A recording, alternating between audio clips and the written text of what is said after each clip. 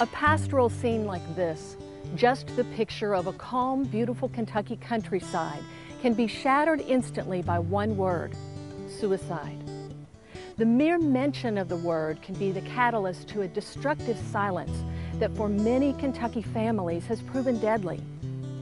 Suicide is the second leading cause of death for Kentucky's 15 to 34-year-olds and fourth for our 35 to 54-year-olds. We lose nearly 3 times as many people in our state to suicide as we lose to homicide. Suicide affects our military veterans and our senior citizens. 64% of Kentuckians say they know someone who has attempted or died by suicide. But there is hope. Experts say that suicide is one of the most preventable forms of death. Increasingly, Kentuckians affected by suicide are choosing to take action and to end the silence that is costing us cherished, beloved, and valuable lives. My name is Jan Ulrich. My own precious son, Nathan, died by suicide just a few years ago. I'll share that experience with you in a few moments. First, I'd like to share with you the personal and sometimes painful stories of some brave and bold Kentuckians. These men and women are using their experiences for suicide prevention and advocacy efforts through participation in the Kentucky Suicide Prevention Group, regional suicide prevention coalitions, or through mental health organizations. Mark Neblett of Bullitt County, Kentucky, lost his teenage daughter Rachel to suicide after she was bullied online through MySpace. But the tragedy didn't stop there. Within 1 year after Rachel's death, 2 of her other high school friends took their lives. The cyber stalking started in September of 2006. There was numerous anonymous death threats on her MySpace account. One of those emails read, "Oh, by the way, I'm not going to put you in the hospital. I'm going to put you in the morgue." She was so scared and terrified. Myself, I acted like the old school dad. Oh, everything's going to be okay. Tomorrow's another day. As soon as tomorrow comes, they'll forget and move on. Little did I know. 6 months after Rachel's death, her best friend, Kristen Settles, committed suicide. 6 months after Kristen, a third young lady, Carissa Smith, committed suicide. We were just so devastated.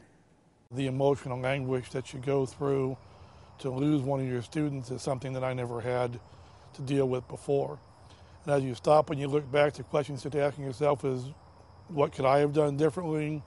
What could we have done differently as a school, as a staff, as a community, as students? And it completely altered the way that I look at what kids do when they come to school. Obviously, as a principal, my job is to make sure they get an education. But around that whole aura of education comes all the social things that go with it. And clearly, suicides at school transform a school, transform a community. These 3 girls, beautiful girls, need to be remembered in our hearts. It was such a devastating loss. Suicide is the most preventable death in the world. If we were educated, I think we would have had a better chance. We would have known those signs, the triggers and all. 90% of the individuals who will actually attempt suicide will give some type of warning or some type of clue prior to that attempt, usually within a few days or maybe a week or so prior to that attempt. Maybe that warning will be in the form of a direct clue. I'm going to kill myself. Maybe it's coded. Everybody would be better off if I wasn't around. Maybe it's through behavior, isolating themselves, maybe giving away prized possessions. To any school administrator or counselor, I'd say right now, have a plan in action. You never know what'll happen. Have a policy and procedure in place, either at the school level or the district level, and have your contact people ready to go, even outside of your own community. So if you do have to suffer through a suicide, it's not a matter of saying, oh my gosh, what do I do? Who do I call? It's simply a matter of, here's my plan, and go through with the plan. I didn't think it was going to happen to me. There's no way. Not my little girl. Little did I know, I lost her at 17 years old. The most devastating thing that's ever happened. We've got to educate our community and our children. It's a forever thing. It's not the answer. Suicide is not the answer. Mary Lee Willoughby, coroner of Grant County, Kentucky, is used to dealing with death and traumatic circumstances. But the recent loss of 4 Grant County teenagers to suicide had Mary Lee and the entire community asking why and what they could do to prevent further tragedies. Why would they do this? And that's immediately what most of the families want. Why would they do this? Why? That's and it's a haunting question that sticks with me. So I try to find answers, only knowing that most of the time in suicide, you're not going to find the answers. The teachers and the counselors, I just don't know how. Some of them weren't holding up so good. They just would have to go in and, I guess, each day look at all these children's faces and think, who's going to be next? And what can we do to stop this? All the school counselors and everybody, the administrators, and like I said, the faith-based community even was at a loss. There are a number of things available to individuals who want to be able to help a person who may be suicidal. The one that I'm particularly impressed with is called QPR, which stands for Question, Persuade, and Refer. I'm very impressed with QPR in that it can be taught to gatekeepers, any member of the community, in about an hour and a half.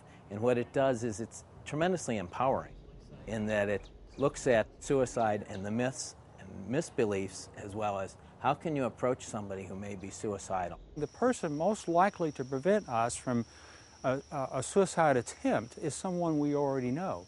Maybe someone we work with, someone we go to church with, maybe someone in our own family. So we need, as citizens, because suicide prevention is everybody's business, we need as citizens to be able to have that courage to ask someone directly, John, I know you're hurting. Are you thinking about killing yourself? It doesn't make us junior therapists or junior counselors, but it allows for us to respond in the way that only a friend and family member can, and then to gently, persistently steer the person to professional help so that suicide, death, or attempt may be avoided. Situations we know affect people, stressors in their life, relationship problems, work, money problems, all these things. It's preventable because we know that 90% of the people will communicate in some way that, hey, I'm in trouble here. I'm in